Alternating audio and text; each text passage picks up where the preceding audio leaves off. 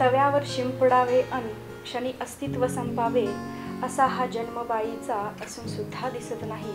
असं जरी असलं तरी शब्दांच्या माध्यमातून का होईना या चौकटीबाहेर पडायला मला जमतंय, हे माझं भाग्यच. यापेक्षा स्वातंत्र्याची व्याख्या अजून वेगळी ती काय सांगावी. नमस्कार, मी राधिका फराटे. MH0 या मराठमोळ्या यूट्यूब चॅनलवरती महिला दिनानिमित्त होणाऱ्या कार्यक्रमामध्ये मी आपल्या सर्वांचं स्वागत करते.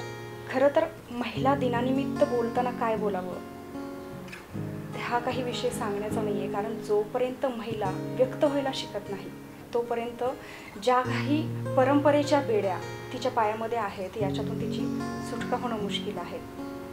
सगळ्यात गोष्ट आधी मी मैत्रिणींनो हे सांगेन तुम्हाला की तुम्ही स्वतःशी संवाद करा, त्यावेळेस महिला दिन वेगळा असा साजरा करण्याची गरज उरणार नाही. तर आज मी तुम्हाला एक कविता ऐकवते आहे.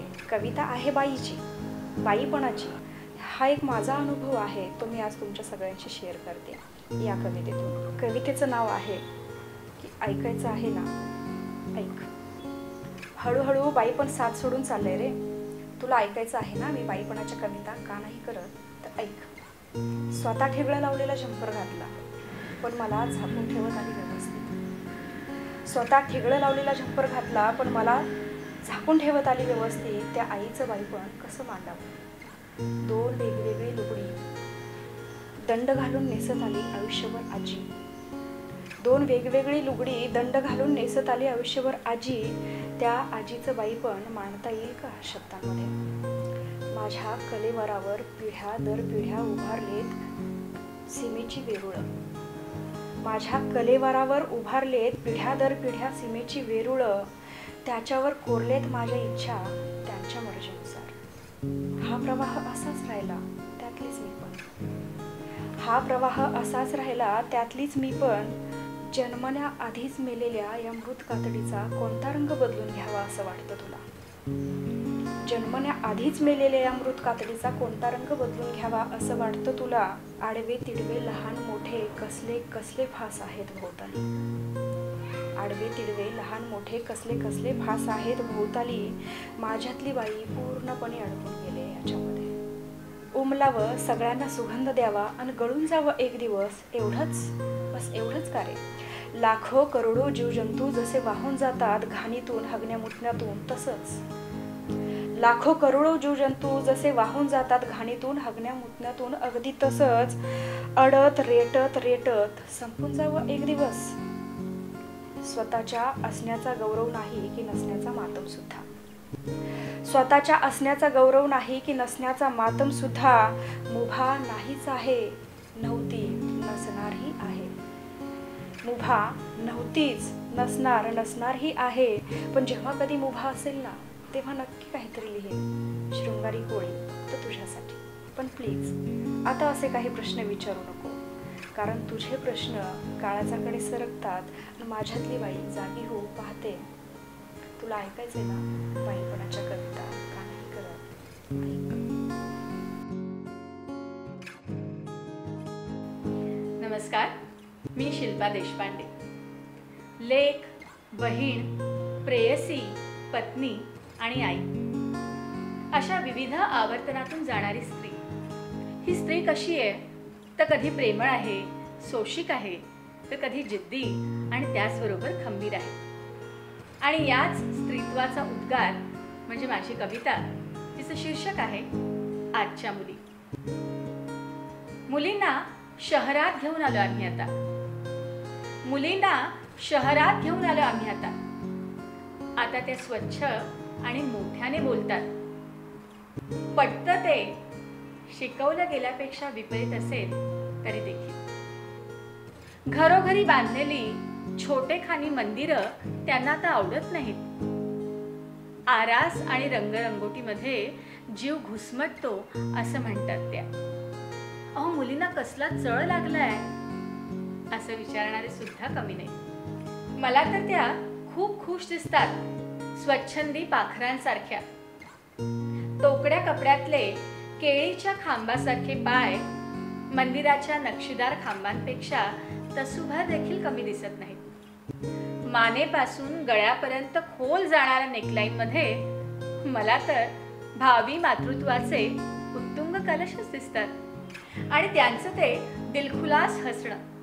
हो, मुलींचं ते खळाळत हसणं, चिरेबंदी कोंडवाड्यामध्ये जपलेल्या अत्युच्च जातिवंत सौंदर्यापेक्षा सुद्धा मला ते अधिक पवित्र आणि निष्कलंक वाटतं.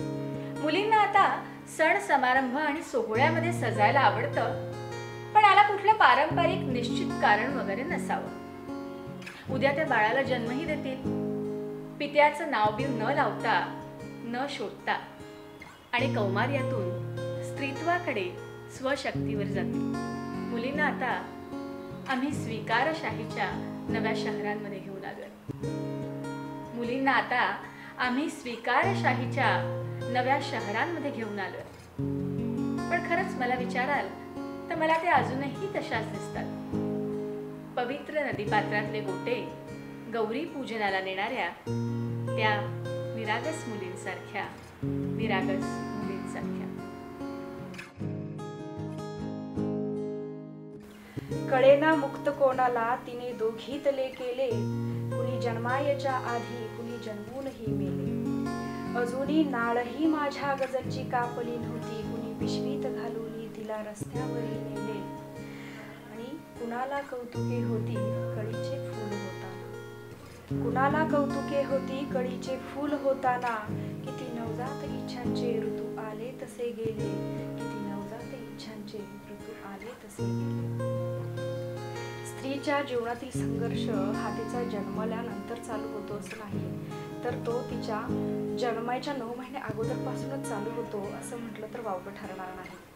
एक शेर आठवतोय की जन्मता जन्मला प्रश्न माझ्या सवे, जन्मता जन्मला प्रश्न माझ्या सवे, कोणता घाम अन कोणती आसवे. तर असाच संघर्ष स्त्रीला वेळोवेळी प्रत्येक काही ना काही प्रश्नांमार्फत द्यावा लागत असतो आणि तिचा हा प्रवाह असाच चालू राहतो. तर अशाच एका आशयाची एक गझल आहे, ती मी घेते. जन्म चाळावे किती केव्हा सरावी मालिका, जन्म चाळावे किती केव्हा सरावी मालिका. विठ्ठला आता नको रे त्याच त्या ह्या भूमिका. व्यक्त होण्याला कुणाचा घेतला आधार मी, व्यक्त होण्याला कुणाचा घेतला आधार मी.